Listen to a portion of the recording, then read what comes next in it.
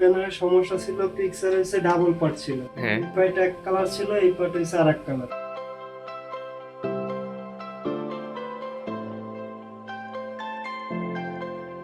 Hello viewers, আসসালামু আলাইকুম। আমি আছি বিসমিল্লাহ ওয়ার্ল্ড টেকনোলজিতে। সুজন ভাই, এই ডিসপ্লেটা কি সমস্যা হয়েছে? প্যানেলের সমস্যা ছিল, পিক্সেল হচ্ছে ডাবল পার্ট ছিল। হ্যাঁ। এই পার্ট এক কালার ছিল, এই পার্ট হচ্ছে আরেক কালার। দুইটা ভিন্ন কালার ছিল। তো এখন কি এটার সমাধান হয়েছে? হ্যাঁ। আচ্ছা সুজন ভাই, আমাদের এখান থেকে কাস্টমাররা আর কি কি সুবিধা নিতে পারে? বন্ডিং এ হয়েছে আপনার পপ, পিসিবি এগুলো চেঞ্জ করা হয়।